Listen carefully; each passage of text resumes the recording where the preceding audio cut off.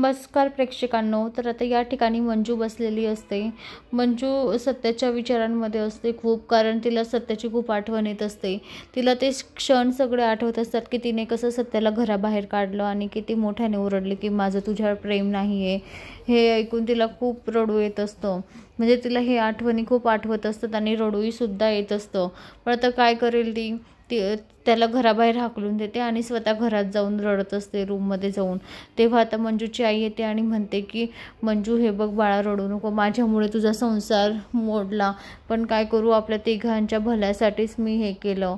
तेव्हा आता या ठिकाणी मंजू खूप रडते. तर आता सत्य विचारात पडतो की काय करायचं, काही समजत नाही आहे, ह्या वाघमारेंना कसं समजवायचं. पण मग आता मंजूसुद्धा खरं काय ते सांगत नसतं, पण तिच्या डोळ्यामध्ये खरंच प्रेम असतं सत्याविषयी, पण ती लपवत असते. मग आता या ठिकाणी सत्या एक आयडिया करतो. तो की नाही मोरे सरांनासुद्धा जाब विचारतो. तर मोरे सर त्यांना सांगून टाकतात की अरे सत्या, तुला लाज वाटली पाहिजे, मंजू माझी लहान बहिणीसारखी आहे, मी असा विचार करू शकत नाही. तर आता सत्याला हे खरं कळताच सत्या मोरे सरांचा सुद्धा विचार सोडून देतो. तर आता मग तो विचारत असतो की म्हणजे विचार करत असतो की मोरे सरांवर यांचं प्रेम नाही, मग मला नकार का दिला, मला घटस्फोट का दिला, यांनी का केलं असं माझ्यासोबत. तर तो परत विचार करायला लागतो. तेव्हा त्या बलमा म्हणतो, अरे सत्या जाऊ दे ना, तू काय विचार करतो त्यांचा. तेव्हा सत्या काही ऐकत नसतो. तर मग आता इकडे बलमा म्हणतो की हे बघ सत्या, तू आहे ना आमरीला विचार, आमरीला खरं काय ते सगळं माहिती असेल. तेव्हा आता सत्या म्हणतो, आमरीला जर कधी खरं काय ते माहिती असतं ना, तर आमरीने आधीच मला येऊन सांगितलं असतं आणि डीजेने सुद्धा मला येऊन आधी सांगितलं असतं, कारण त्या दोघांनाही असं वाटतं की आमचं दोघांचं एकमेकांवर प्रेम आहे आणि आम्ही दोघं सोबत राहिले पाहिजे असं त्या दोघांना वाटतं. नाही तर त्यांनी मला सांगितलं असतं.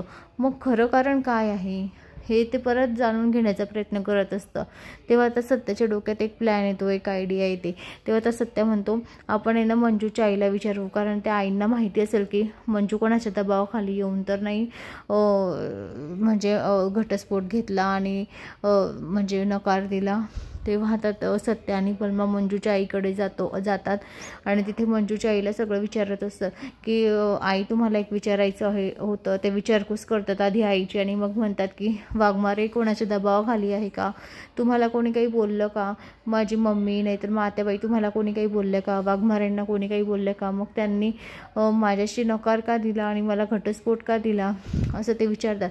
तेव्हा आता मंजूची आई म्हणते की हे बघा सत्यजित राव, तुम्ही ना इथनं खरंच निघून जा आणि माझ्या मंजूच्या आयुष्यातनं सुद्धा निघून जा, तिला जरा सुखाने जगू द्या असं म्हणून मंजूची आई त्यांना आता घराबाहेर काढून टाकते.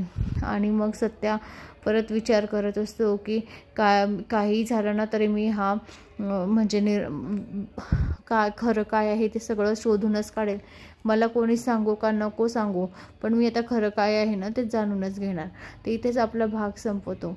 तर अशाच मालिकेच्या नवनवीन अपडेटसाठी चॅनलला लाईक आणि सबस्क्राईब करा. धन्यवाद.